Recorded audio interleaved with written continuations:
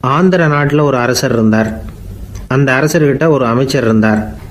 அந்த அமைச்சர் பேர் ராயண பாஸ்கர். அவர் ஒரு பெரிய அறிவாளி.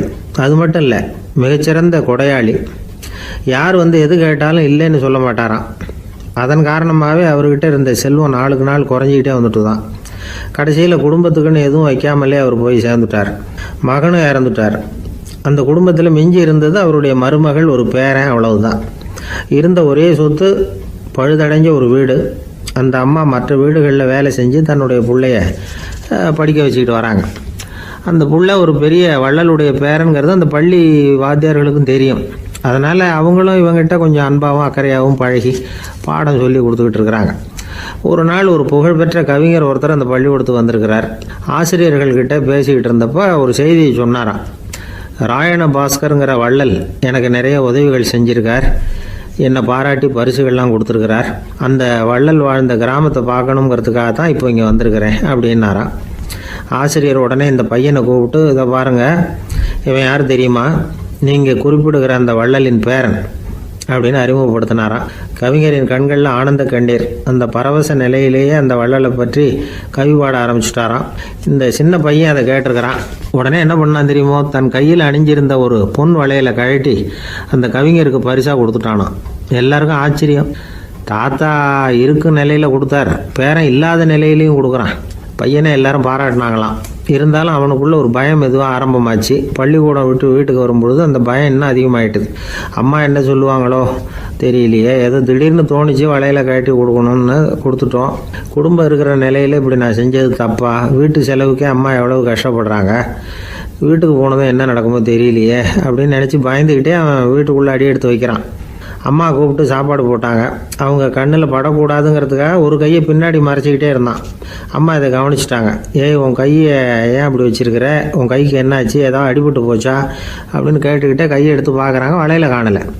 வளையல் எங்கே அப்படின்னு கேட்குறாங்க. இவன் தயங்கிக்கிட்டே நடந்ததை சொல்கிறான்.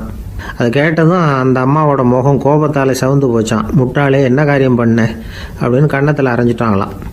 அம்மா, என்னை அடிக்காத, ஏதோ தெரியாமல் தப்பு பண்ணிட்டேன் அப்படின்ட்டுருக்கான். மகனே, வளையலை கொடுத்ததுக்காக நான் உன்னை அடிக்கலை, அப்படிங்க பின்ன எதுக்கு அடித்தேன்னு கேட்டிருக்கான். உன் பாட்டனார் ஒரு பெரிய வள்ளல், அவர் எதையும் பாதி வேலையை செய்கிறதில்ல, அவருடைய பேரை நீ அரைகுறை வேலை செஞ்சுட்டு வந்திருக்கிற அப்படின்னாங்களாம். என்னம்மா சொல்கிறேன்ருக்கான். நீ ஒரே ஒரு வளையலை மட்டும்தானே கட்டி கொடுத்துருக்குற, கொடுக்குறதா இருந்தால் ரெண்டையும் சேர்த்துல கொடுத்துருக்கணும், அதுதானே உங்கள் தாத்தாவுக்கு பெருமை அப்படின்னாங்களாம். அம்மா, தெரியாமல் இப்படி செஞ்சுட்டேன், உங்கள்கிட்டையும் அரை வாங்கிட்டேன் அப்படி இப்படின்னு அவன் சொல்லியிருக்கிறான். இப்போ அம்மா கொஞ்சம் இருங்க, அந்த கவிஞர் இன்றைக்கி நம்ம ஊரில் தான் தங்கியிருப்பார், நாளைக்கு காலையில் தான் அவர் எங்கே இருக்காருன்னு விசாரித்து இன்னொரு வளையலையும் கொடுத்துட்றேன் அப்படின்ட்டுருக்கான். மகனே, நல்ல செயல்களையெல்லாம் நாளைக்குன்னு ஒத்தி போடாத, நாளைக்கு என்ன நடக்குங்கிறது யாருக்கு தெரியும், இப்போவே போ, எங்கே இருக்காருன்னு பாரு அப்படின்ட்டுருக்காங்க. மகன் புறப்பட்டான். பள்ளி ஆசிரியர்கிட்ட போய் கேட்டானா அந்த கவிஞர் எங்கே இருக்காருன்னு. அவர் சொன்னாராம். உடனே போய் அவர் இருக்கிற இடத்துல கதவை தட்டியிருக்கான். ராத்திரி நேரத்தில் இவனை கண்டதும் அவருக்கு ரொம்ப ஆச்சரியம். இவன் இன்னொரு கை வளையலையும் எடுத்து நீட்டியிருக்கான். அவர் திகைச்சு போய் நிற்கிறார்.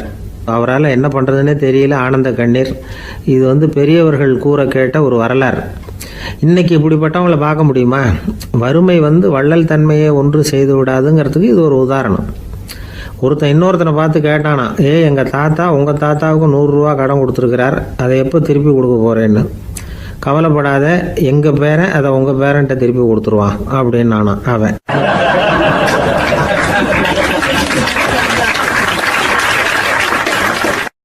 எனக்கு வாழ்க்கையே வெறுத்து போச்சு சார் அப்படின்னு சொல்லிட்டு ஒருத்தர் வந்தார்.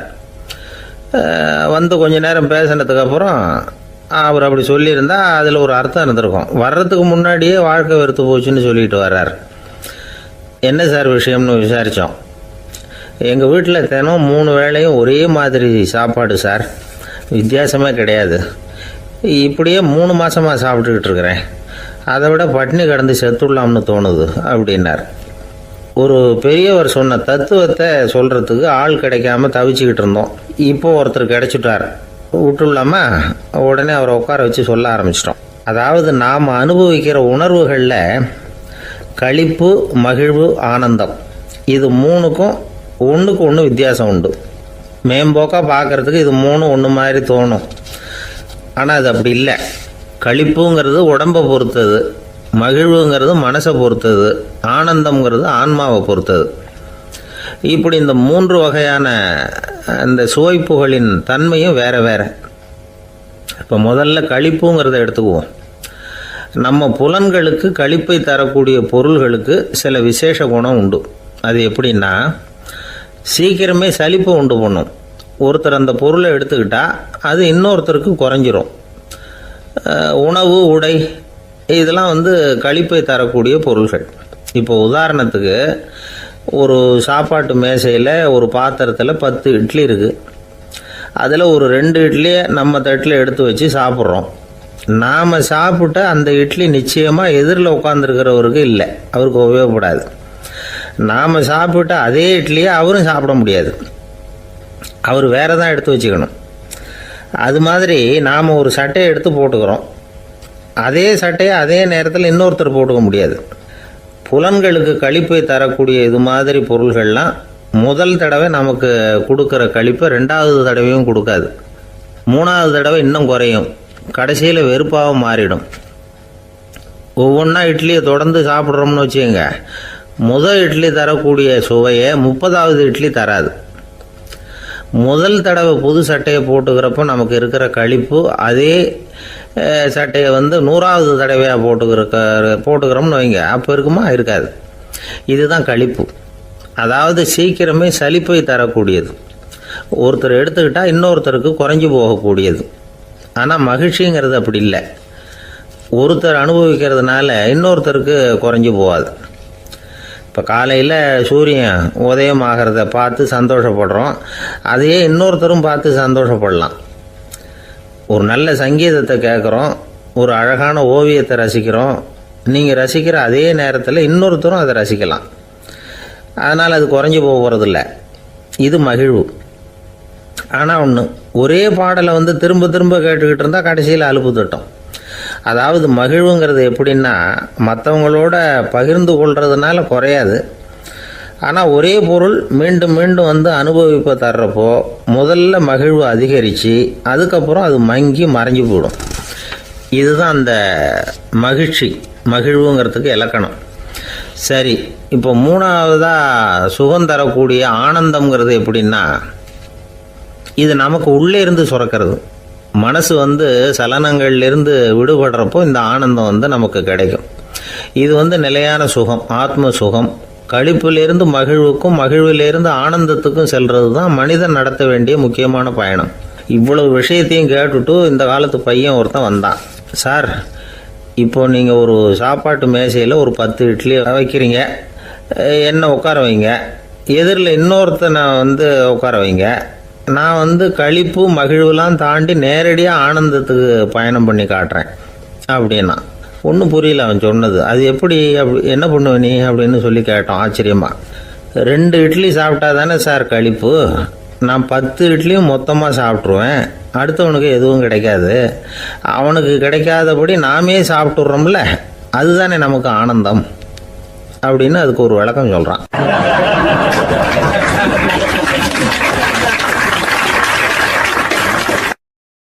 துஷ்டரை கண்டால் தூர விலகு, இப்படி ஒரு பழமொழி உண்டு. எதுக்காக இப்படி சொல்லி வச்சாங்க?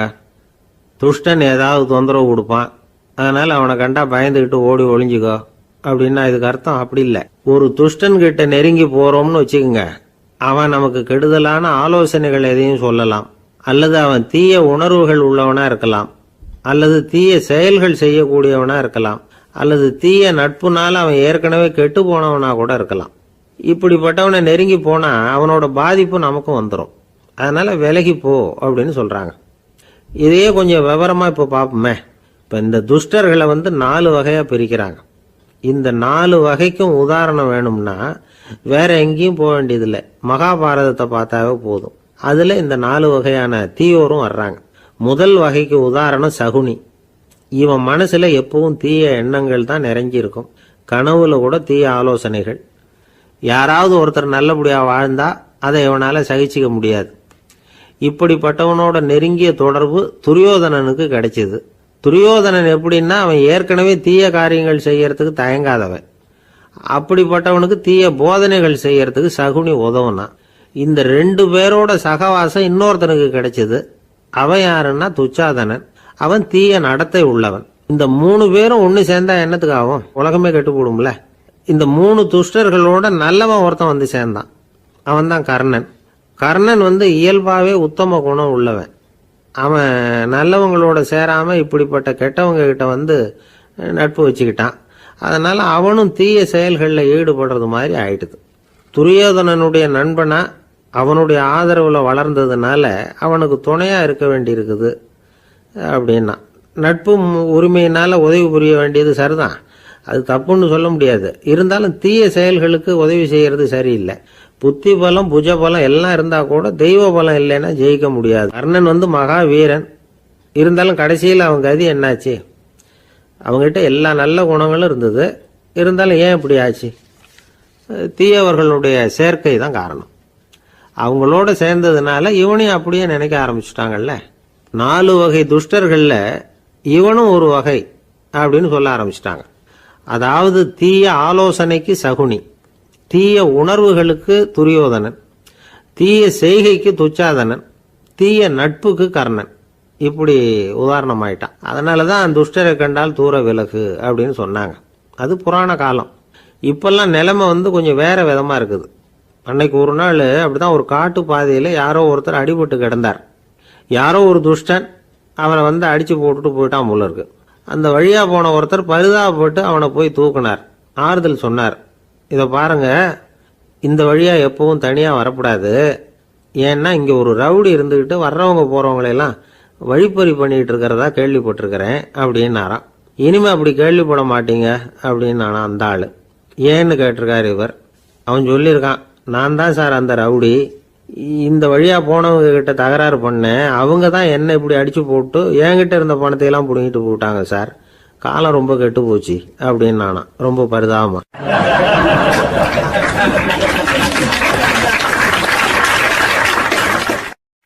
இன்றைக்கு பல பேர் உயில் எழுதி வைக்கிறாங்கல்ல. இந்த உயில்னா என்ன?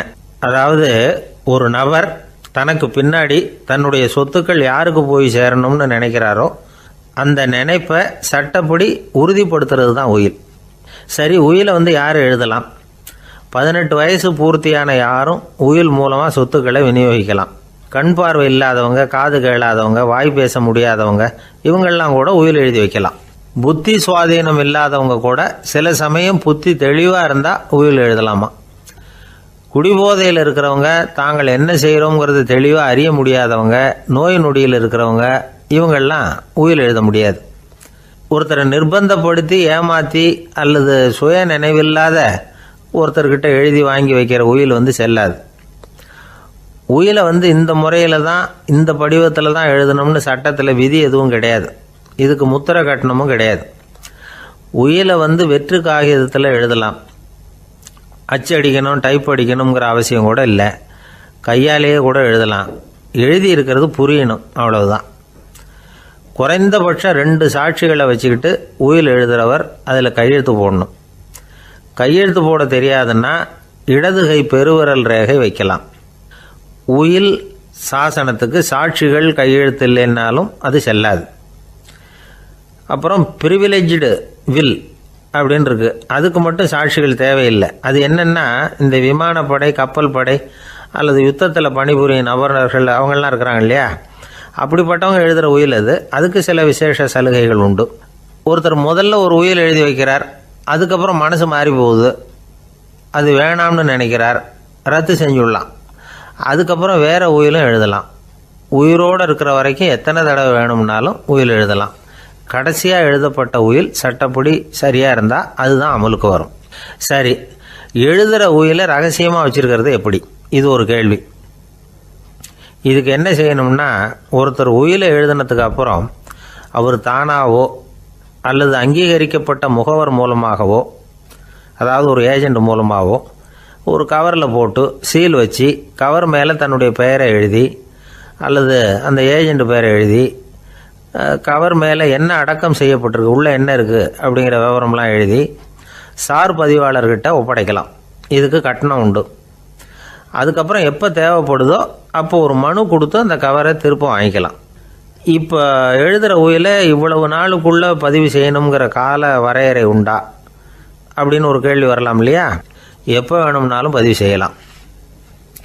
நம்மால் ஒருத்தர் ஒரு நாள் ரொம்ப அவசரமாக வந்தார்.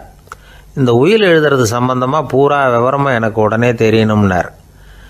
நான் உடனே அவரை வக்கீல் ஒருத்தர்கிட்ட அழைச்சிட்டு போனேன். இவர் அவர்கிட்ட எல்லா விவரமும் கேட்டு தெரிஞ்சுக்கிட்டார். ரொம்ப தேங்க்ஸ்ன்னு சொல்லிவிட்டு 2 பேரும் வெளியில் வந்தோம். அதுக்கப்புறம் இவர்கிட்ட கேட்டேன், ஆமாம் இவ்வளவு விவரமாக கேட்குறீங்களே, உங்களுக்கு எத்தனை பிள்ளைங்க சார் அப்படின்னு கேட்டேன். 6 பேர் சார் அப்படின்னார். சரி, இருக்கிற சொத்து எவ்வளவுன்னு கேட்டேன். அதை இனிமே தான் சம்பாதிக்க போகிறேன் அப்படின்னார்.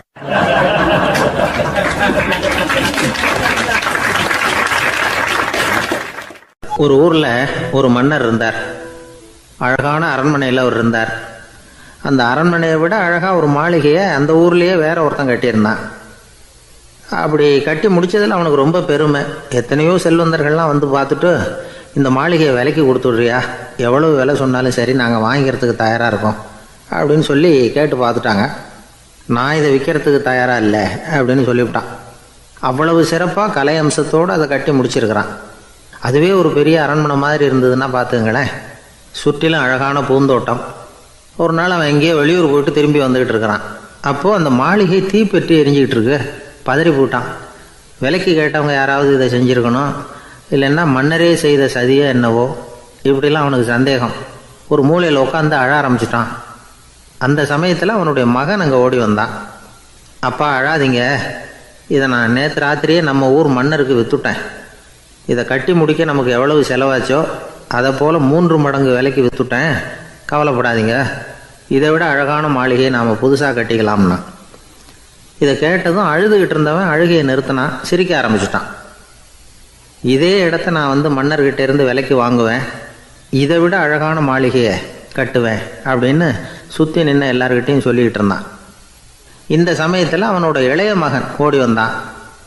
அப்பா, அண்ணன் சொன்னதெல்லாம் சரிதான், மன்னர்கிட்ட விலை பேசினதெல்லாம் உண்மைதான், ஆனால் விற்றது பேச்சு அளவில் தான். இனிமேல் தான் பத்திரம் வாங்கணும், எழுதணும், நீங்கள் கையெழுத்து போடணும், பதிவு பண்ணணும், மன்னர்கிட்ட பணம் வாங்கணும். அதுக்காகத்தான் உங்களை எதிர்பார்த்துக்கிட்டு இருந்தோம். அதுக்குள்ளே இப்படி ஆயிட்டுதுன்னா. இப்போ சிரிச்சுக்கிட்டு இருந்தவன் சிரிப்பை நிறுத்தினான். மறுபடியும் குழந்த மாதிரி அழ ஆரம்பிச்சிட்டான். இது ஒரு சம்பவம். இதிலிருந்து என்ன தெரியுது? அந்த அழகான மாளிகை தன்னுடையது அப்படின்னு நினைக்கும் பொழுது அவனுக்கு அழுகை வந்தது. அது தன்னுடையது இல்லை அப்படின்னு நினைக்கிற போது சிரிப்பு வந்தது. மறுபடியும் அது தன்னுடையது தான் அப்படிங்கிற உணர்வு வரும்பொழுது அழுகை. எது எதிலிருந்து நீ நீங்கி இருக்கிறாயோ அது அதிலிருந்து உனக்கு துன்பம் இல்லை அப்படிங்கிறார் திருவள்ளுவர். இந்த உடம்பு என்னுடையதில்லை அப்படிங்கிற உணர்வு வந்துட்டா அது ஒரு பெரிய நிலை. அந்த நிலை வரணும். எல்லாத்தையும் பயன்படுத்திக்கலாம், ஆனால் பற்றில் விழுந்துடக்கூடாது. உலகத்தில் இருங்கள், ஆனால் உலகத்தவராக இருக்காதீர்கள். உலகிற்குள் இருங்கள், உலகம் உங்களுக்குள் வந்துவிட அனுமதிக்காதீர்கள். விலகி இருங்கள், விழித்திருங்கள், மௌனமாய் பார்த்திருங்கள் அப்படிங்கிறது சான்றோர் கருத்து. செய்ய வேண்டிய கடமையிலிருந்து விலகி இருக்கிறவர்கள் நம்மகிட்ட நிறைய பேர் உண்டு. அப்படிப்பட்ட ஒருத்தர் டாக்டர்கிட்ட போனார்.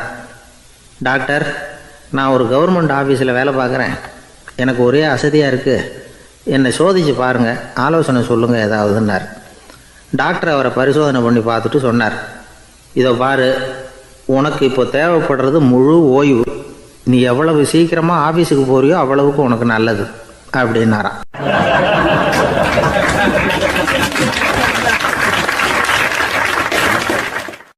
ஒரு ஊரில் ஒரு ஆள் இருந்தான். கற்பனையிலேயே காலத்தை கடத்திக்கிட்டு இருந்தான். ஒரு நாள் ஒரு மரத்தடியில் உட்காந்துருந்தான்.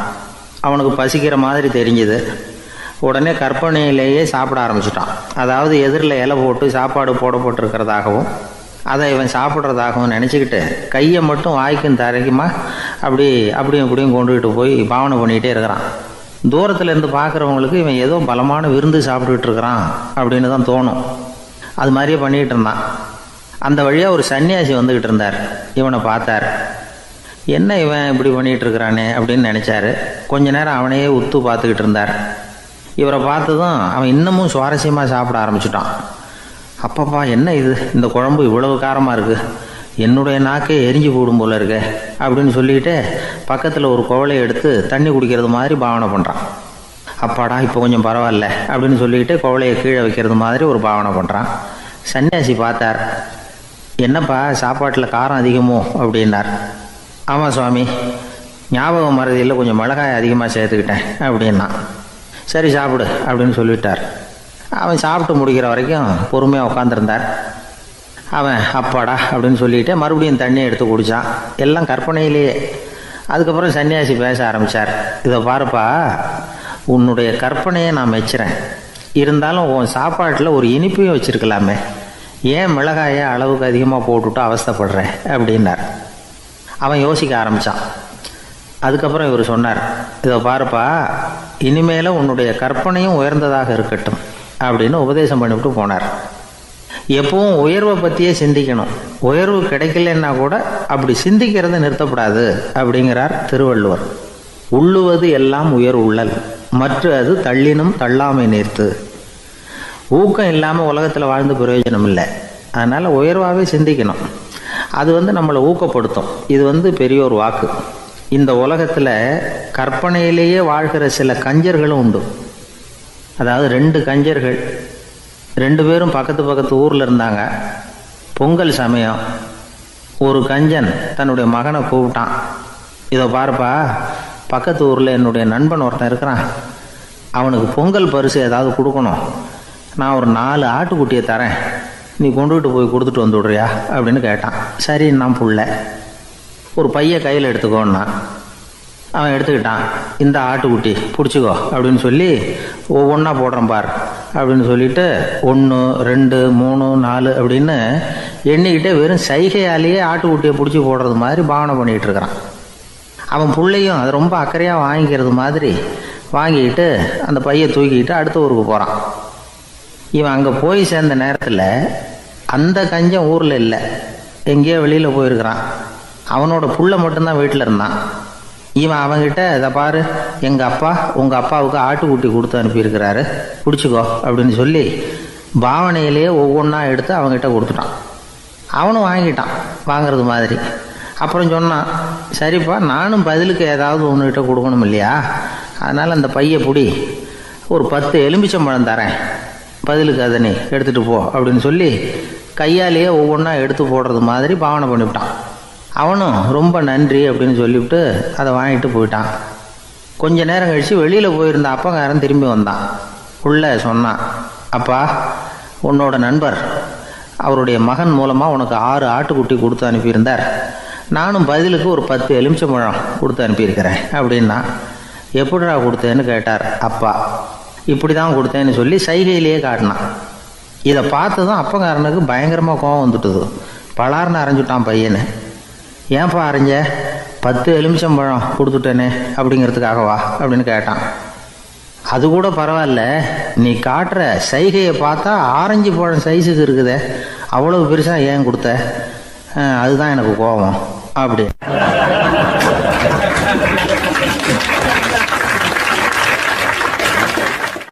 ஒரு நண்பர் யாருக்கோ ஃபோன் பண்ணிக்கிட்டு இருந்தார். அவர் பேசி முடித்ததும் நான் அவரை பார்த்து, இப்போ ஃபோன் பண்ணிங்களே, அந்த ஃபோன் நம்பர் என்ன அப்படின்னு கேட்டேன். அவர் தலையை சொரிஞ்சுக்கிட்டார். ஞாபகம் வரலன்னார். சரி சார், அதை விடுங்க, உங்கள் மனைவி பேர் என்ன அப்படின்னு கேட்டேன். மாலதின்னார். என்ன சார் இது வேடிக்கை, கொஞ்ச நேரத்துக்கு முன்னாடி பேசின ஃபோன் நம்பர் மறந்து போச்சு. எப்போவோ கல்யாணம் பண்ணிக்கிட்ட மனைவி பேர் மறக்கலை, அதை கரெக்டாக சொல்லிவிட்டீங்களே அப்படின்னு கேட்டேன். அவர் என்ன ஒரு மாதிரியாக பார்த்தார். அவர் அப்படி என்னை பார்த்ததில் ஒன்றும் தப்பு இல்லை. ஏன்னா நாம் எல்லாருமே அப்படி தானே, ஒரு குறிப்பிட்ட காரியத்துக்காக தொலைபேசியில் ஒருத்தட்ட பேசுகிறோம். அதுக்கப்புறம் அந்த எண் நமக்கு அனாவசியம், அதனால் மறந்துடுறோம். இதுக்கு பேர் தான் தற்காலிக ஞாபகம். ஆனால் மனைவி பேரை மறந்துட முடியுமா? முடியாது. அது அவசியமான ஒன்று. அடிக்கடி அந்த பேரை உபயோகப்படுத்துகிறோம். அதனாலேயும் அது முக்கியங்கிறதுனாலேயும் அதை மறக்கறதில்ல. இதுக்கு பேர் நிரந்தர ஞாபகம். சரி, இந்த தற்காலிக ஞாபகம், நிரந்தர ஞாபகம், இது 2 ஞாபக அளவுகளையும் கட்டுப்படுத்துறது எது அப்படின்னா மூளைக்குள்ளே நடக்கிற மின்சார நடவடிக்கைகள் தான். தற்காலிக ஞாபகம் ஒரு மின்னல் மாதிரி தோன்றி மறையுது. நிரந்தர ஞாபகம் ஒரு படிவம் போல் மூளையில் படிஞ்சுடுது. ஒரு சம்பவத்தின் பல பிரதிகள் மூளையில் பல்வேறு பகுதிகளிலேயும் படிகிறதுனால ஒன்று மறைஞ்சாலும் மறந்தாலும் இன்னொன்று மறையறதில்ல. இப்படிப்பட்ட நிலைமையில தான் இந்த தொண்டையில் இருக்கு, வாயில் வரமாட்டேங்குது சார் அப்படிமா. ஒருத்தருக்கு எந்த துறையில் ஆர்வமும் ஈடுபாடும் அதிகமோ அது சம்பந்தமான ஞாபக சக்தி அதிகமாக இருக்கும். தொழிலை விரும்புகிற ஒரு டெலிஃபோன் ஆப்ரேட்டருக்கு எண்கள்லாம் நல்ல ஞாபகம் இருக்கும். அது மாதிரி கவிஞர்களுக்கு வார்த்தைகள் நல்ல ஞாபகத்தில் இருக்கும். இது ஒரு பக்கம் இருந்தாலும் ஒரு மூளை எண்களை விட எழுத்துக்களை விட படங்களை ரொம்ப சுலபமாக ஞாபகத்தில் வச்சுக்குது. புரிஞ்சுக்கிற தன்மை, அனுபவம், புத்தி கூர்மை இது கூடி குறையிறத பொறுத்து ஞாபக சக்தியும் ஏறும் இறங்கும். இப்போ உதாரணத்துக்கு ஒரு பையனுக்கு படித்தது எதுவும் ஞாபகத்தில் இல்லைன்னா அவன் அதை சரியாக புரிஞ்சுக்கலைன்னு அர்த்தம். இந்த மறதிங்கிறது எந்த சமயத்தில் ஒரு பிரச்சனை ஆகுது தெரியுமா? உங்களுக்கு வேண்டியப்பட்ட ஒருத்தரை ஞாயிற்றுக்கிழமை சாயந்தரம் சரியாக 5 மணிக்கு கடற்கரைக்கு வர சொல்லிவிட்டு அந்த நேரத்தை மறந்துவிட்டா அது பரவாயில்ல, வர சொன்னதையே மறந்துவிட்டா தான் நிலைமை மோசம்னு அர்த்தம். இப்படி இருந்தால் இது சிகிச்சை எடுத்துக்க வேண்டிய நிலைமைங்கிறத புரிஞ்சுக்கணும். ஆமாம், இதுக்கும் மருந்து இருக்குது. ஆனால் மூளை குறிப்பிட்ட அளவுக்கும் கீழே இயங்குறப்போவோ இன்னொன்று சொல்லுவாங்க, இந்த நியூரோ டிரான்ஸ்மிட்டர் அப்படின்னு சொல்லுவாங்க. அப்படிங்கிற மூளை ரசாயனம் ரொம்பவும் குறைஞ்சி போகிறப்போ மட்டும்தான் உபயோகப்படும். டாக்டர் என்ன சொல்கிறாங்க தெரியுமா? மூளையை பொறுத்த வரைக்கும் அதில் ஞாபக சக்தி அதிகமாக உள்ள மூளை, மறதி உள்ள மூளை அப்படின்னு ஒன்றும் கிடையாது அப்படிங்கிறாங்க. நினைவு வச்சுக்கிறதுக்கு பயிற்சி அளிக்கப்பட்ட மூளை, பயிற்சியற்ற மூளை அப்படின்னு வேணும்னா சொல்லலாம் அப்படின்னு சொல்கிறாங்க. அதனால் நம்ம ஞாபக சக்திங்கிறது நம்மக்கிட்ட இருக்கிற பயிற்சி, முயற்சி இதை பொறுத்து தான் அமையும். ஒருத்தர் ஒரு பென்சிலை எங்கேயோ வச்சுக்கிட்டு தேடிக்கிட்டு இருந்தார். அப்புறம் என்னமோ தீவிரமாக யோசனை பண்ணி அதை ஞாபகப்படுத்தி பார்த்துக்கிட்டு இருந்தாராம். எதிரில் உட்காந்துருந்தவர் சொன்னார், பென்சிலை தானே தேடிக்கிட்டு இருக்கீங்க, அது உங்கள் வலது காதில் இருக்குது சார் அப்படின்னாராம் அவர். இதுக்கு அவர் சொல்லியிருக்காரு, பென்சிலை வலது காதில் தான் வச்சுருக்கேங்கிறது எனக்கு நல்லா ஞாபகம் இருக்குது, ஆனால் எது வலது காதுங்கிறது தான் மறந்து போச்சு அப்படின்னாராம். அவர் அதை தான் யோசிச்சுட்டு இருந்திருக்கிறார்.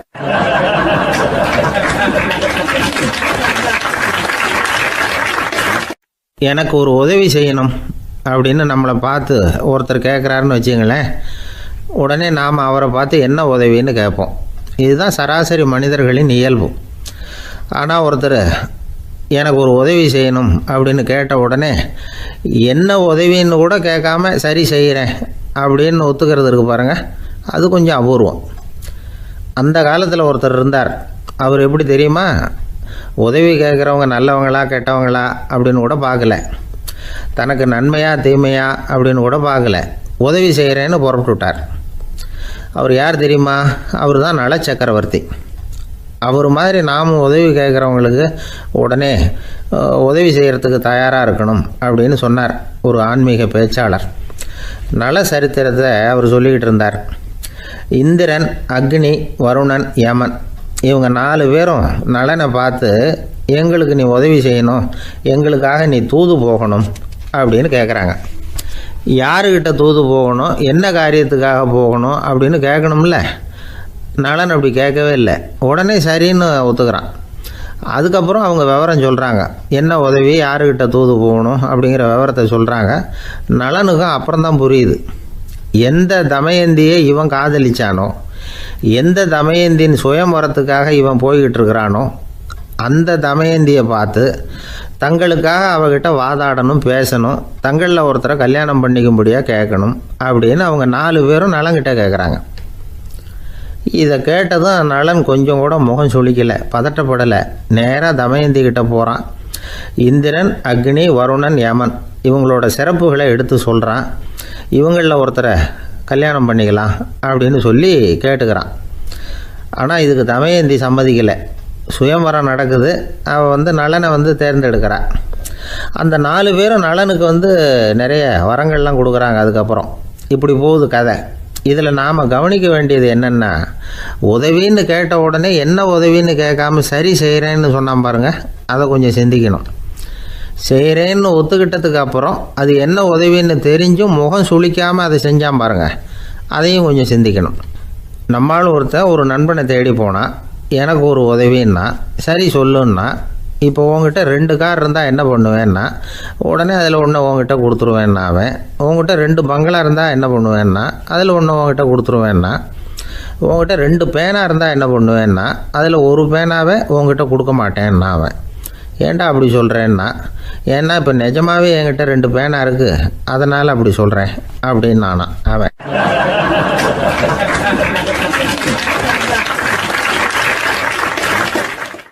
காலை நேரம் கடற்கரை ஓரம் காலை வீசிக்கிட்டு கையை வீசிக்கிட்டு ஏதோ சண்டைக்கு போகிற சிப்பாய் மாதிரி எல்லாரும் நடந்து போயிட்டுருக்குறாங்க.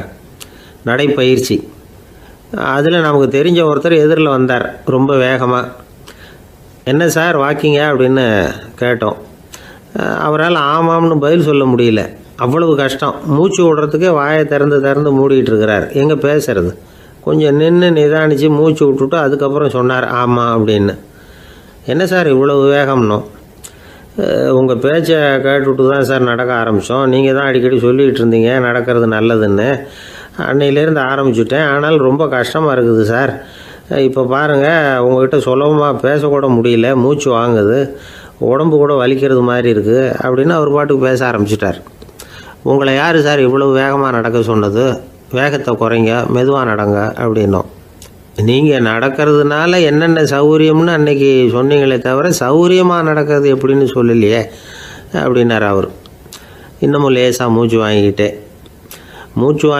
சொன்னால் கூட இவர் சொல்கிறதுலேயே ஒரு நியாயம் இருக்குது. அதனால் இந்த நடைப்பயிற்சி பண்ணுறவங்க கவனிக்க வேண்டிய சில முக்கியமான குறிப்புகள் இருக்குது. அது என்னென்னங்கிறத அவங்க தெரிஞ்சுக்கணும். அது தெரிஞ்சு வச்சுக்கிறது நல்லது. இதெல்லாம் மருத்துவ நிபுணர்கள் சொல்கிற குறிப்புகள். அவங்க என்ன சொல்கிறாங்க தெரியுமா? உங்கள் வயசு 40க்கு மேலேயா? உங்கள் எடை இருக்க வேண்டியதை விட 10 கிலோ அதிகமாக இருக்குதா? நீங்கள் புகை பிடிக்கிறவரா? இதய நோய், இரத்த நாள நோய், உயர் இரத்த அழுத்தம் இப்படி ஏதாவது உங்களுக்கு உண்டா? அப்படின்னா நீங்கள் உங்கள் இஷ்டத்துக்கு வரிஞ்சு கட்டிக்கிட்டு நடைப்பயிற்சி பண்ண ஆரம்பிச்சிடாதீங்க. முதல்ல ஒரு மருத்துவ பரிசோதனை பண்ணிக்கோங்க, அதுதான் நல்லது அப்படின்னு அவங்க சொல்கிறாங்க. நடக்கிறப்போ, உடற்பயிற்சி செய்கிறப்போ மார்பு பகுதியில் அல்லது வேறு எங்கேயாவது தொடர்ந்து வலி இருந்ததுன்னா பயிற்சியை நிறுத்தி விட்டு டாக்டரை போய் பார்க்கணும். நடைப்பயிற்சி பண்ணுறப்போ உங்கள் சக்திக்கு தகுந்த மாதிரி மெதுவாக அதிக கஷ்டம் இல்லாமல் முன்னேறலாம். அங்கே என்ன போட்டியாக வைக்கிறாங்க? முந்திக்கிட்டு போய் என்ன பண்ண போகிறோம்? பரிசாக வாங்க போகிறோம்.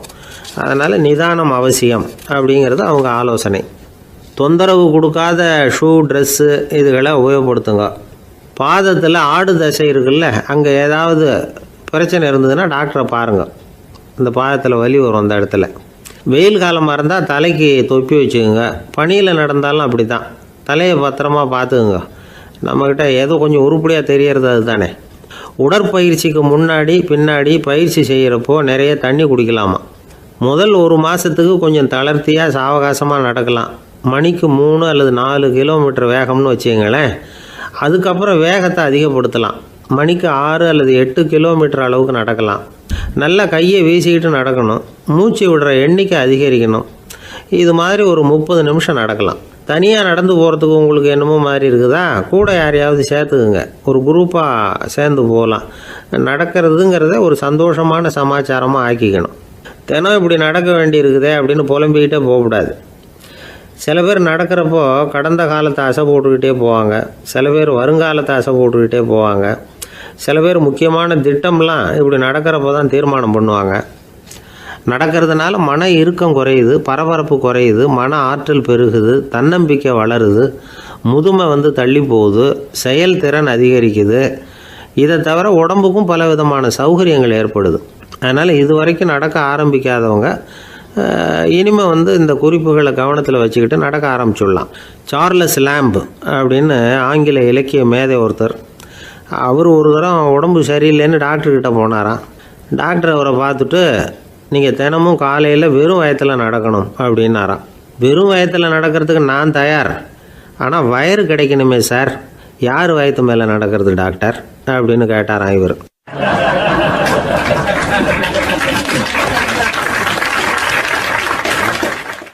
ஒரு ஊரில் ஒரு மன்னன் இருந்தான், கொடுங்கோல் மன்னன். நிறைய தொந்தரவு பண்ணிக்கிட்டு இருந்தான். அவன் ஒரு தடவை என்ன பண்ணான் தெரியுமா? ஒரு தப்பும் பண்ணாத ஒரு இளைஞனை பிடிச்சி ஜெயிலில் அடைச்சுட்டான். அந்த பையனோட சொந்தக்காரங்கள்லாம் ராஜா கிட்ட போனாங்க. அவன் ஒரு தவறும் பண்ணலை, அவனை விடுதலை பண்ணுங்க அப்படின்னு கெஞ்சி கேட்டுக்கிட்டாங்க. மன்னன் யோசனை பண்ணான். அந்த இளைஞனை கூப்பிட்டுக்கிட்டு வர சொன்னான். அவனை கொண்டாந்து ராஜா முன்னாடி நிறுத்தினாங்க. இதை பாருப்பா, உன்னை நான் விடுதலை பண்ணுவேன், ஆனால் ஒரு கண்டிஷன். அந்த நிபந்தனையை நீ நிறைவேற்றினா உனக்கு விடுதலை அப்படின்னா மன்னன். சரின்னு ஒத்துக்கிட்டான் பையன். மன்னன் கண்டிஷன் என்னங்கிறத சொன்னான். உங்ககிட்ட ஒரு செம்மறி ஆட்டை கொடுக்க போகிறேன். 1 மாதத்துக்கு அதுக்கு தேவையான தீனியையும் கொடுக்க போகிறேன். 1 மாதம் கழித்து அந்த ஆட்டை வந்து எடை போட்டு பார்ப்பேன். அந்த ஆட்டின் எடை கொஞ்சம் கூட கூடி இருக்கக்கூடாது. எடை கூடி இருந்தால் உனக்கு விடுதலை கிடையாது. என்ன சொல்கிற அப்படின்னா பையனுக்கு ஒன்றும் புரியல, பயமாக போயிட்டுது. குழம்பிக்கிட்டே நின்றுக்கிட்டு இருக்கிறான். சரி, ஒரு நாள் டைம் தரேன், நல்லா யோசனை பண்ணி பார்த்துட்டு நாளைக்கு உன் முடிவை சொல்லு அப்படின்னா மன்னன். பையன் கவலையோடு வெளியில் வந்தான். அங்கே ஒரு பெரியவர் நின்றுக்கிட்டு இருந்தார். அவர்கிட்ட விஷயத்தை சொன்னான். அந்த பெரியவர் இந்த பையனுக்கு காதோட காதாக ஒரு வழியை சொல்லி கொடுத்தார். அதை கேட்டதும் பையன் மறுபடியும் மன்னன் முன்னாடி வந்து நின்னா, உங்கள் நிபந்தனையை ஏற்றுக்கிறேன்னு சொன்னான். மன்னன் வந்து ஒரு ஆட்டுக்குட்டியையும் அதுக்கு 1 மாதத்துக்கு தேவைப்படுற தீவனத்தையும் கொடுக்கும்படியாக உத்தரவு போட்டான். கொடுத்தாங்க, ஓடிட்டு போயிட்டான். 1 மாதம் தினமும் தவறாமல் அந்த தீவனத்தை ஆட்டுக்குட்டிக்கு போட்டுக்கிட்டு இருக்கிறான். 1 மாதம் கழித்து அந்த ஆட்டை வந்து அரண்மனைக்கு ஓட்டிகிட்டு போனான். மன்னன் அதை எடை போட்டு பார்க்குறான். எடை கூடவே இல்லை, அப்படியே தான் இருக்குது. உடனே போட்ட நிபந்தனைப்படி அந்த இளைஞனை வந்து விடுதலை பண்ணிவிட்டான். சரி, ஆட்டுக்கு எடை கூடாமல் இருக்கிறதுக்கு அந்த பெரியவர் சொல்லி கொடுத்த யோசனை என்ன அப்படின்னா, அது வேற ஒன்றும் இல்லை. அந்த ஆட்டுக்கு எதிரில் அது கண்ணில் படுற மாதிரி ஒரு ஓநாயை கட்டி போட சொன்னார். அவ்வளவுதான். ஆட்டுக்கு ஓநாய்ங்கிறது பிறவி பகை. ஓநாயை பார்த்தா ஆடு நடுங்க ஆரம்பிச்சிரும், அவ்வளவு பயம். தினமும் அந்த ஆடு பயந்துக்கிட்டே தேனி சாப்பிட்டுது, எடை கூடல. அதுதான் ரகசியம். இது வந்து சின்ன பிள்ளைங்களுக்கான ஒரு கதை. இதிலேருந்து தெரிஞ்சிக்க வேண்டிய உண்மை என்னென்னா, நாமெல்லாம் சாப்பிட்றப்ப மனசும் உடம்பும் அமைதியாக இருக்கணும். அப்போ தான் அது உடம்புல ஒட்டும். அவசரத்துலேயும் பயத்துலையும் சாப்பிட்டா அது சரியாக ஜீரணமாகாது. இன்னொரு ராஜா இருந்தார். அவரும் ஒரு இளைஞனை ஜெயிலில் அடைச்சி விட்டார். விடுதலை பண்ணணும்னா ஒரு கண்டிஷன்னார். என்னன்னு கேட்டான். ஒரு ஆட்டுக்குட்டியை அவன் முன்னாடி கொண்டாந்து நிறுத்துவேன், நீ அதுக்கிட்ட ஒரு கேள்வி கேட்கணும், அதுக்கு சரியான பதிலை சொல்லணும். அப்படி செஞ்சுட்டா உனக்கு விடுதலைன்னார். இளைஞன் யோசனை பண்ணி பார்த்தான். சரின்னு ஒத்துக்கிட்டான். அது பிரகாரமே ஆட்டுக்குட்டியை பதில் சொல்ல வச்சுட்டான். என்ன நடந்தது தெரியுமா? ஆட்டுக்குட்டியை கொண்டாந்து நிறுத்தினாங்க. இவன் மெதுவாக அதுக்கிட்ட போனான். அது காதுகிட்ட போய் ஏப்ரலுக்கு அடுத்த மாதம் என்ன மாதம்னு கேட்டான். அது உடனே மேன்னு கத்திச்சு. இவன் விடுதலை ஆயிட்டான்.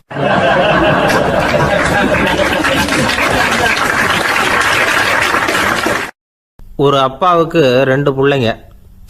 மூத்தவன் ரொம்ப அடக்கம். அப்பா எது சொன்னாலும் கேட்பான், பெரியவங்களுக்கு கீழ்ப்படிஞ்சு நடப்பான்.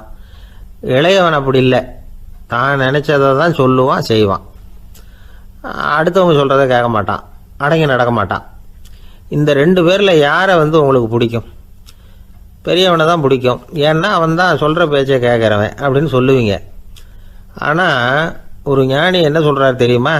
ஒரு குழந்தை அதன் அறிவுக்காக மதிக்கப்பட வேண்டுமே தவிர அதனுடைய கீழ்ப்படியும் தன்மைக்காக அல்ல அப்படிங்கிறார். நம்ம குழந்தைகளை வந்து சுயமாக சிந்திக்கிறதுக்கு நாம் விடுறதில்லை. மற்றவங்கள பார்த்து காப்பி அடிக்கிறதுக்கு தான் நாம் அவங்களுக்கு கற்றுக் கொடுக்குறோம். புகழ்பெற்ற மனிதர்கள் சிலருடைய பேரை சொல்லி, நீயும் அவர் மாதிரி ஆகணும், இவர் மாதிரி ஆகணும் அப்படின்னு சொல்லிகிட்டே இருக்கிறோம். குழந்தைகள் வந்து தங்களுடைய தனித்தன்மையை வளர்த்துக்கிறதுக்கு நாம் தடையாக இருக்கிறோம். ஒரு குழந்தைகிட்ட அனாவசியமாக வந்து நம்பிக்கையை வளர்த்துடக்கூடாது, எந்த கோட்பாட்டையும் திணிக்கக்கூடாது. நாம் ஏற்கனவே அர்த்தமில்லாத கருத்துக்களையும் கொள்கைகளையும் மனசில் போட்டு நிரப்பி வச்சிருக்கிறோம். இந்த உலகத்துக்கு புதுசாக வந்து சேர்ந்திருக்கிற ஒரு குழந்தையின் தூய்மையான மனசில் நம்ம கருத்துக்களை அறிமுகம் செய்ய அல்லது திணிக்கிறதுக்கு நமக்கு எந்த அதிகாரமும் கிடையாது. ஒரு குழந்தைய நீ இந்த மதத்தை சேர்ந்தவன் அப்படின்னு பிறந்ததுமே ஒரு முத்திரை குத்தி விடுறோம். இது அதோட சுதந்திரத்தை ஆரம்பத்திலேயே கிள்ளி எறிகிறது மாதிரி தான். நீங்கள் ஒரு மதத்தின் வழிமுறைகளை கடைப்பிடிச்சிக்கிட்டு வர்றீங்க, அந்த வழியில் போய்கிட்டு இருக்கிறீங்க, சரி, அதனால் போகிறீங்க. அதுக்காக உங்கள் குழந்தையையும் அதே வழியில் தான் வரணும் அப்படின்னு கட்டாயப்படுத்துறதுக்கு உங்களுக்கு என்ன உரிமை இருக்குது? அந்த குழந்தை சுயமாக சிந்திச்சு ஒரு முடிவுக்கு வரட்டுமே, அதுக்கு நீங்கள் ஏன் தடையாக இருக்கிறீங்க? நமக்கு உண்மையிலேயே நம்ம குழந்தை மேலே அன்பு இருந்தால் இது மாதிரி திணிப்பு வேலைகளை செய்யக்கூடாது. திணிப்பு வேலைகளிலிருந்து குழந்தைகளை காப்பாற்றினா போதும். அதுதான் ரொம்ப முக்கியம். அடுத்த தலைமுறை அற்புதமான தலைமுறையாக உருவாகும். நாம் தான் சாதி மத சங்கடங்களில் மாட்டிக்கிட்டு தவிக்கிறோம். அவங்களாவது சாதி மத வேறுபாடு இல்லாத சமுதாயத்தை பார்க்கட்டுமே, அந்த சௌகரியங்களை அனுபவிக்கட்டுமே. அதுக்கு நாம் என்ன செய்யணும்னா ஒன்றும் செய்யாமல் இருந்தால் போதும். ஒரு குழந்தைகிட்ட நம்ம கருத்தை திணிக்கும் பொழுது என்ன ஆகுது தெரியுமா? அது வந்து அவனை அவங்ககிட்ட இருந்தே அப்புறப்படுத்தி விடுது. அவனுடைய தனித்தன்மையை அழிச்சுடுது. அவனை ஒரு எல்லைக்குள்ளே திணிச்சுடுது.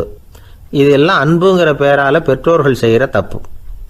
இதெல்லாம் கேட்டுக்கிட்டு இந்த காலத்தில் அப்பா ஒருத்தர் சொன்னார், நான் கருத்துக்களை எல்லாம் என் பையன்கிட்ட திணிக்கிறது இல்லைங்க, ஆனால் அதிகமாக சாப்பிட சொல்லி கட்டாயப்படுத்துவேன் அப்படின்னார். உங்கள் வீட்டு சமையல் அவ்வளோ நல்லா இருக்குமான்னு கேட்டாங்க. நல்லா இருந்தால் நான் ஏன் அவனை சாப்பிட சொல்லி கட்டாயப்படுத்த போகிறேன் அப்படின்னார்.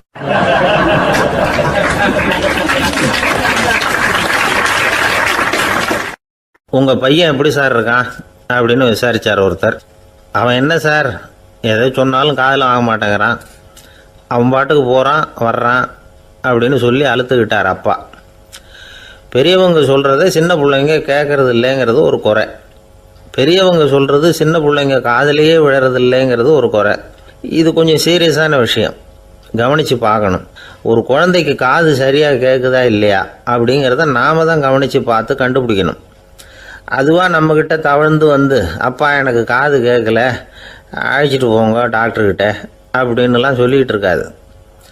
அது சரி, ஒரு குழந்தைக்கு காது சரிவர கேட்குதா இல்லையா அப்படிங்கிறத முன்கூட்டியே நாம் தெரிஞ்சுக்கிறது எப்படி? அதுக்கு சில வழி இருக்குது. உங்கள் குழந்தைய கொஞ்சம் அப்படி கவனித்து பாருங்கள்.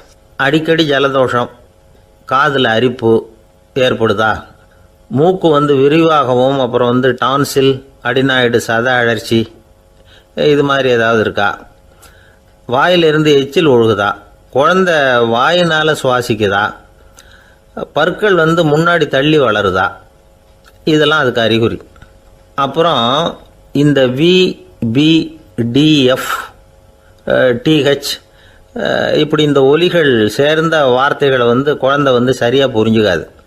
இப்போ உதாரணத்துக்கு பட்டுன்னு சொல்லு குழந்தை அப்படின்னீங்கன்னா அது கட்டுன்னு சொல்லும். அதாவது பட்டு சவுண்டை அதால் புரிஞ்சுக்க முடியல. அப்புறம் உங்கள் குழந்தை உங்களை உறக்க பேச சொல்கிறானா, அடிக்கடி கேள்வி கேட்குறானா, சாப்பிட்றப்போ கவனம் இல்லாமல் இருக்கானா, படிப்பில் போதுமான முன்னேற்றம் இல்லையா, வகுப்பில் சரியாக கவனிக்கிறது இல்லையா, இப்படிலாம் இருந்தால் ஆரம்பத்திலேயே டாக்டர்கிட்ட அழைச்சிட்டு போய் சிகிச்சையை ஆரம்பிச்சுடலாம், குணப்படுத்தி விடலாம். குழந்தைக்கு காது சரியாக கேட்கலன்னா நீங்கள் செய்ய வேண்டியது என்ன தெரியுமா? அவனுக்கு காது கேட்கலேங்கிறதுக்காக அவன் முன்னாடி சத்தம் போட்டு பேசக்கூடாது. மெதுவாக சீராக பேசணும், அவனை பார்த்து பேசணும். உங்கள் உதட்டு அசைவுகள் அவனுக்கு உதவும், அதை பார்த்தே புரிஞ்சுக்குவான். நீங்கள் வாயில் வெத்தலை பாக்கு போட்டுக்கிட்டோ புகை பிடிச்சிக்கிட்டோ பேசக்கூடாது.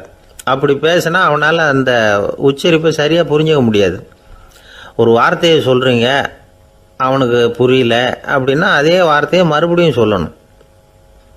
அவனுக்கு நீங்கள் முதல்ல சொன்ன வார்த்தை புரியலேன்னு நினச்சிக்கிட்டு மறுபடியும் திருப்பி சொல்கிறப்போ அதே அர்த்தம் வரக்கூடிய வேறு வார்த்தையை சொல்லக்கூடாது. இப்படிலாம் நடந்துக்கிட்டால் அவனுக்கு மன திடத்தை ஏற்படுத்த முடியும். இல்லைன்னா அவனுக்கு தாழ்வு மனப்பான்மை வந்துடும். குழந்தைக்கு காது கோளாறுன்னா ஆரம்பத்திலேயே டாக்டர்கிட்ட அழைச்சிட்டு போனால் போதும், குணப்படுத்தி விடலாம். அப்புறம் பார்த்துக்கலாமே அப்படின்னு அலட்சியமாக இருந்துட்டால் தான் கஷ்டம். சில பேர் கோபத்தில் சின்ன பிள்ளைங்க காதை பிடிச்சி திருகிறது உண்டு. இது ரொம்ப தப்பு. காது கையோடு வந்துட்டால் என்ன பண்ணுறது? ஒரு வேடிக்கை கதை, அது கதை தான், நிஜமாக நடந்ததில்லை, அது மாதிரி நடக்காது. ஒரு வேடிக்கைக்காக சொல்லப்படுற கதை. அதாவது ஒரு வீட்டில் அப்பா அம்மாவை பார்த்து சொல்லிகிட்டு இருக்கார், இதை பாரு, நாளைக்கு காலையில் என்னை சீக்கிரம் எழுப்பி விட்ரு, நான் செங்கல்பட்டு வரைக்கும் போயிட்டு வர வேண்டியிருக்கு அப்படின்னாராம். இதை அவங்க பையன் காதில் வாங்கிட்டு இருக்கான். அப்பாவுக்கு சிரமம் வேண்டாமே அப்படின்னு நினச்சி அவனே காலையில் யாருக்கும் தெரியாமல் எழுந்திரிச்சு புறப்பட்டு செங்கல்பட்டுக்கு போட்டான். சாயந்தரமாக திரும்பி வந்தான். அப்பா பையனை காணாமல் அலமோதிக்கிட்டு இருக்கிறார். சாயந்தரமாக பையனை பார்த்ததும் எங்கடா போயிட்டு வந்தேன்னு கேட்டார் கோவமாக. செங்கல்பட்டுக்கு போயிட்டு வந்தேப்பா, நீ வீணா அலைய வேண்டாமேன்னு அப்படின்னா. எதுக்கடா போனேன்னு அதட்டினார். அதான்ப்பா, நீ நேற்று அம்மா கிட்ட சொல்லிகிட்டு இருந்த, அதை காதில் வாங்கினேன், உனக்காக நான் போயிட்டு வந்தேன் அப்படின்னா. உடனே எந்த காதில் வாங்கினேன் அப்படின்னு சொல்லி காதை பிடிச்சி திருகினார். அந்த காது கையோடு வந்துட்டுது. இது நடந்து கொஞ்ச நாள் கழித்து அந்த அப்பாவும் பையனும் கடத்தெருவில் போய்கிட்டு இருக்கிறாங்க. எதிரில் ஒரு நாய் ஓடி வந்தது.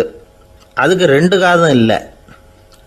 என்ன இது, இந்த நாய்க்குட்டிக்கு 2 காதும் இல்லை அப்படின்னார் அப்பா. அதுக்கு பையன் சொல்கிறான், அப்பா அது 2 தடவை செங்கல்பட்டுக்கு போயிட்டு வந்துடுவோம் அப்படின்னானா.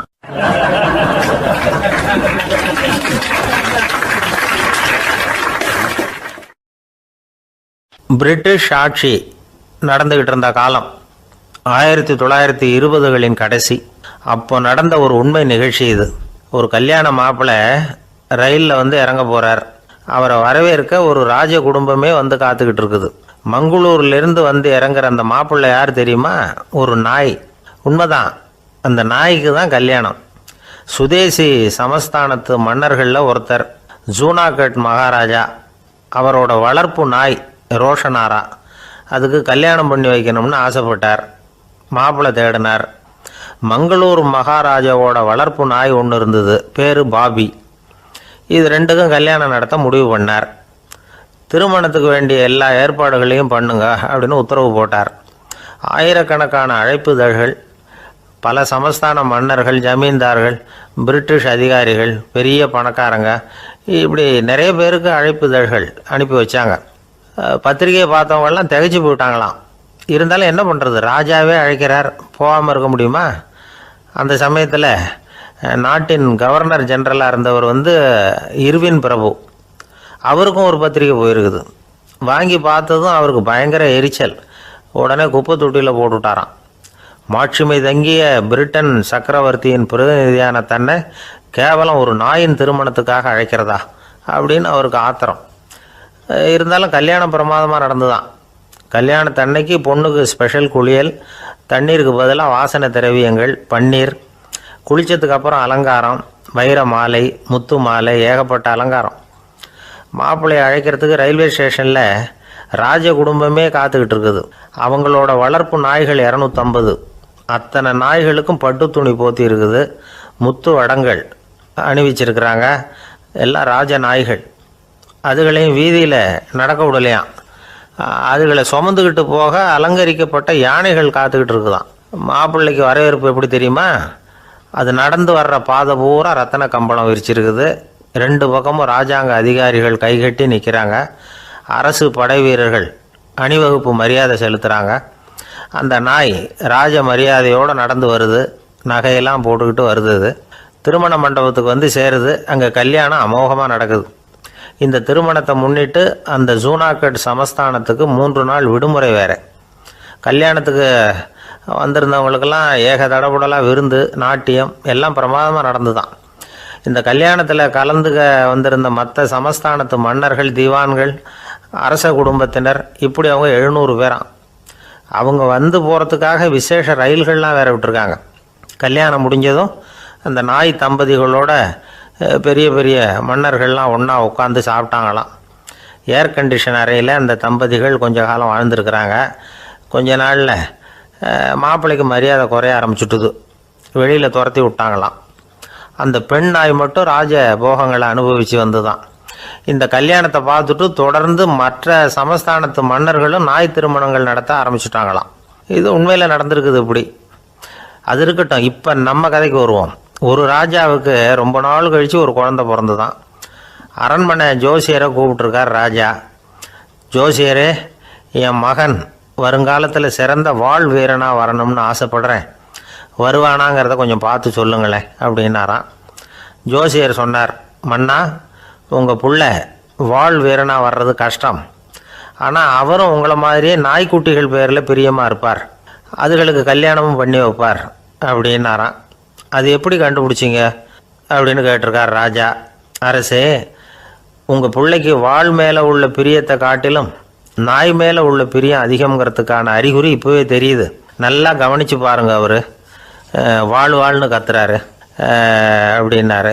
கவனித்து பார்த்துட்டு அப்படி எனக்கு காதில் விழலையே அப்படின்னாராம் மன்னர். அதனால தான் சொன்னேன், அவர் கத்துறது வாழ்னு கத்தலை, வள்ளுன்னு கத்திக்கிட்டு இருக்கார். அதனால தான் அப்படி சொன்னேன் அப்படின்னாராம் அரண்மனை ஜோசியர்.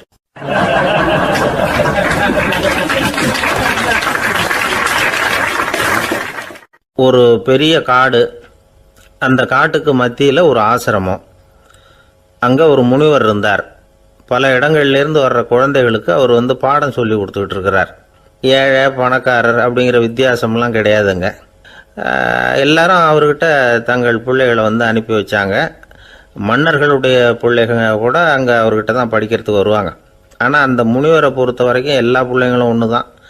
இது யார் வீட்டு பிள்ளைன்னெல்லாம் பார்க்க மாட்டார். எல்லாரும் சமம். மாணவர்கள்லாம் அங்கேயே மாத கணக்கில் வருஷ கணக்கில் தங்கியிருந்து பாடம் கற்றுக்கிட்டு போகிறது வழக்கம். அவராக பார்த்து போகணுன்னு சொல்கிற வரைக்கும் அங்கேயே இருக்கணும், படிக்கணும். குருகுல வாசம். ஒரு சமயம் ஒரு ராஜகுமாரனும் அவர்கிட்ட வந்து படிச்சுக்கிட்டு இருந்தான். அவனுக்கு ஒரு 15 வயசு இருக்கும்.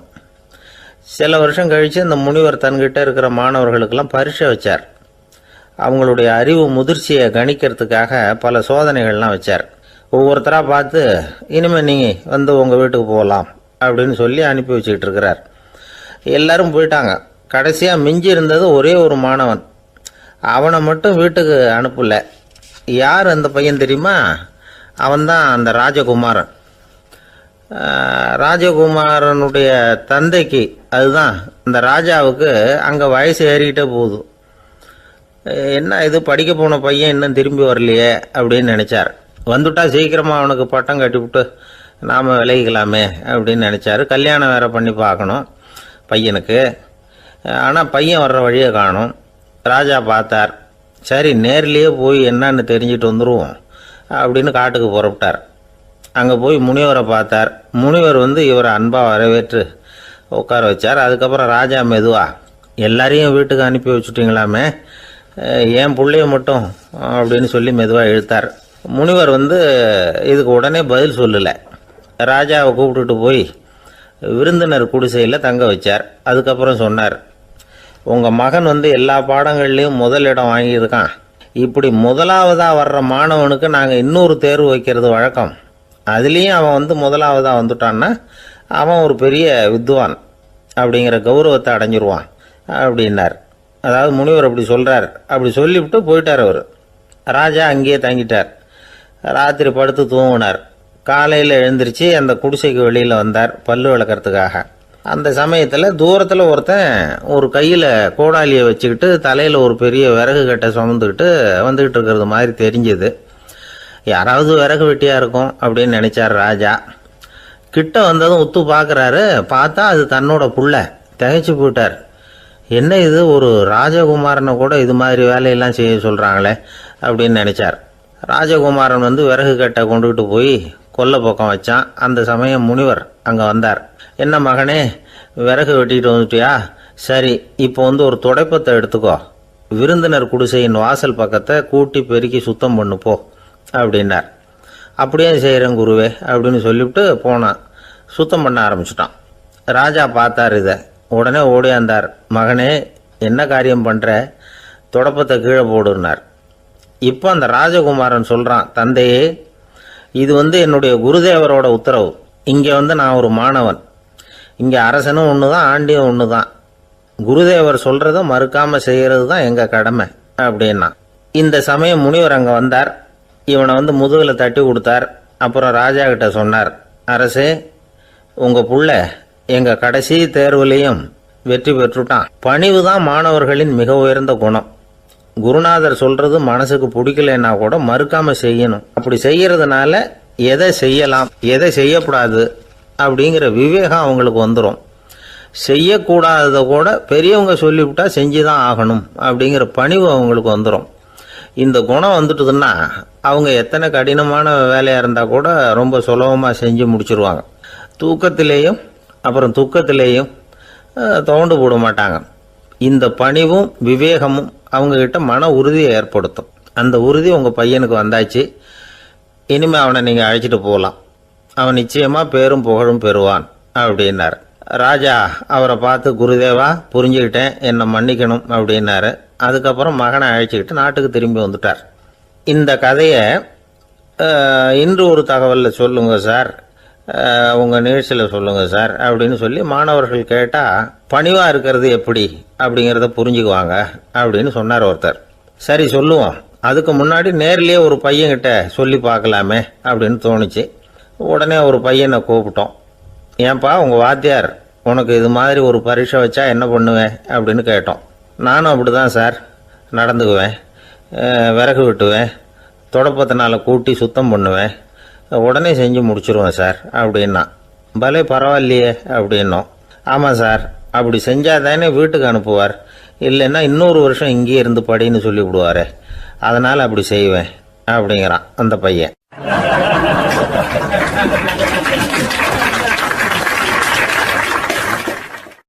ஒரே ஒரு ஊர், அந்த ஊருக்கு பேர் கொடையாளிப்பட்டி. அந்த பேருக்கு தகுந்த மாதிரி தான் அந்த ஊர் மக்களும். யார் வந்து என்ன கேட்டாலும் இல்லைன்னு சொல்லாமல் கொடுப்பாங்க. கொடையாளிகள் நிறைந்த ஊர். இனாமா மட்டும் இல்லை, கடனாகவும் பணம் கொடுப்பாங்க. யாருக்காவது அவசரமாக பணம் தேவைப்பட்டதுன்னு வச்சுக்கோங்க, அந்த ஊருக்கு போய் வாங்கிக்கலாம். பத்திரம் தேவையில்லை, சாட்சி தேவையில்லை, ஜாமீன் தேவையில்லை, எந்த உத்தரவாதமும் கேட்காம பணம் கொடுத்துருவாங்க. நம்மளால் ஒருத்தனுக்கு பணம் தேவைப்பட்டது. சொந்த பந்தமெல்லாம் கேட்டு பார்த்தா யாரும் கொடுக்குற வழியாக தெரியல. எல்லாரும் அவங்கவுங்க சௌரியத்தை பார்க்குறவங்க, அடுத்தவங்க சௌரியத்தை பற்றி கவலைப்படாதவங்க. இவன் எல்லாரையும் கேட்டு பார்த்துட்டு சோர்ந்து போய் உக்காந்துட்டான். அந்த நேரம் தான் கொடையாளிப்பட்டியை பற்றி கேள்விப்பட்டான். அப்படி ஒரு ஊர் இருக்கிறது தெரிஞ்சதும் அந்த ஊருக்கு வழி கேட்டுக்கிட்டு ஒரு நாள் புறப்பட்டு போனான். வயல்காட்டு வழியாக போக வேண்டியிருந்தது. மெதுவாக நடந்து ஊர் எல்லைக்கு வந்துட்டான். 2 பக்கமும் விவசாய வேலைகள் மும்முரமாக நடந்துக்கிட்டு இருக்குது. ஏர் உழுதுகிட்டு இருக்கிறாங்க. அப்போ அங்கே ஒரு ஆளை பாம்பு கடிச்சுட்டுது. பக்கத்தில் வேலை செஞ்சுக்கிட்டு இருந்தவங்க ஓடி வந்தாங்க. அவசரமாக செய்ய வேண்டிய முதல் உதவியெல்லாம் செஞ்சு பார்த்தாங்க. பலன் இல்லை. அந்த ஆள் செத்து போட்டான். அவன் செத்து விட்டான்னு தெரிஞ்சதும் அவனை தூக்கி வரப்பு மேலே போட்டுட்டு எல்லாரும் அவங்கவுங்க வேலையை கவனிக்க ஆரம்பிச்சிட்டாங்க. அங்கே ஒரு ஆள் இவனை பார்த்து சொன்னான், ஐயா, நீங்கள் போகிற வழியில் இவன் சொந்தக்காரன், இவனுக்கு சோறு கொண்டுகிட்டு வருவான், இவன் இங்கே செத்துட்டான்னு அவங்ககிட்ட சொல்லிவிடுங்க அப்படின்னா. இவனுக்கு ரொம்ப ஆச்சரியம். என்னடா இது, பாம்பு கடிச்சுட்டுதுன்னதும் பதறி அடிச்சுக்கிட்டு ஓடி வந்தாங்க, செத்துட்டான்னதும் பேசாமல் தூக்கி போட்டுட்டு போயிட்டாங்க அப்படின்னு நினச்சிக்கிட்டே நடந்து போகிறான். எதிரில் சோறு கொண்டுக்கிட்டு ஒரு ஆள் வந்தான். இவன் விவரத்தை சொன்னான். அங்கே அவங்க சொந்தக்காரன் பாம்பு கடிச்சு செத்து போட்டான் அப்படின்னா. அவன் கொஞ்ச நேரம் அமைதியாக நின்னான். அதுக்கப்புறமா அங்கேயே வரப்பில் உட்காந்து கொண்டுகிட்டு வந்த சோத்தை தானே சாப்பிட்டு முடித்தான். பேசாமல் எழுந்திரிச்சு திரும்பி போயிட்டான். கொஞ்சம் கூட பதறல, அழலை. இப்படியும் ஒரு ஊரா அப்படின்னு நினச்சி ஆச்சரியப்பட்டுக்கிட்டே இவன் ஊருக்குள்ளே போனான். ஒரு பெரிய மனுஷனை பார்த்து பணம் கேட்டான். அவரும் இவனோட பேரையும் ஊரையும் மட்டும் விசாரிச்சுக்கிட்டு தேவையான பணத்தை கொடுத்துட்டார். பணத்தை வாங்கிட்ட பிறகு தன்னுடைய மனசை அரிச்சுக்கிட்டு இருந்த அந்த விஷயத்தை பற்றி கேட்டான். ஐயா, வழியில் ஒருத்தன் செத்துட்டான், அவனை அப்படியே தூக்கி வரப்பில் போட்டுட்டு எல்லாரும் வயல்வெளி வேலைகளை பார்த்துக்கிட்டு இருக்கிறாங்களே அப்படின்னா. இதுக்கு அந்த பெரியவர் சொன்னார், ஆமாம், அப்படி தான் செய்வோம். வேலை முடிஞ்சு வீட்டுக்கு திரும்புகிறப்போ அவனை தூக்கிட்டு வந்து அடக்கம் பண்ணிடுவோம் அப்படின்னார். ரொம்ப ஆச்சரியமாக இருக்கே அப்படின்னா. ஏன் உங்கள் ஊரில் யாராவது செத்துட்டா என்ன பண்ணுவீங்க அப்படின்னு கேட்டார். என்ன இப்படி கேட்குறீங்க, எங்கள் ஊரில் எல்லாம் பணத்தை தூக்க விட மாட்டாங்க, ஒப்பாரி வைப்பாங்க, கட்டி புரண்டு அழுது புலம்பி தீர்த்துருவாங்க அப்படின்னா. இவன் பெரியவர் பார்த்தார். அவங்ககிட்ட கொடுத்த பணத்தை லபக்குன்னு பறிச்சுக்கிட்டார். திருப்பி வாங்கிட்டார். இவன் பதறி போய் நிற்கிறான். அவர் சொன்னார், பணத்தையே விட மாட்டேன்னு கட்டுப்பிடிச்சி அழுதா நான் கொடுத்த பணத்தை மட்டும் எப்படி திருப்பி கொடுக்க போகிறேன், போயிட்டு வா அப்படின்னு விரட்டி விட்டாரான். இந்த கதையை நண்பர் ஒருத்தர் சொன்னார். கதை வேடிக்கையாக தெரிஞ்சால் கூட இதில் கருத்து உண்டு. பணம் பிணம் இது ரெண்டையுமே விடுறதுக்கு அவ்வளவு சுலபமாக மனம் வர்றதில்லை. இந்த 2 விஷயங்கள்லேயும் அறிவார்ந்த செயல்பாடு தேவை. ஒரு பேருந்து மரத்தில் மோதி விட்டுது. எல்லாரும் அடிபட்டு முனைகிட்டு கிடக்கிறாங்க. டிரைவர், கண்டக்டர் இவங்களுக்கும் அடி. அவங்களும் ஒரு பக்கம் கிடக்கிறாங்க. ஒரு மூலையில் கிடக்கிற ஒருத்தன் மெதுவாக முக்கி முனகி கண்டக்டர்னு சத்தம் போடுறான். கண்டக்டர் மெதுவாக நகர்ந்து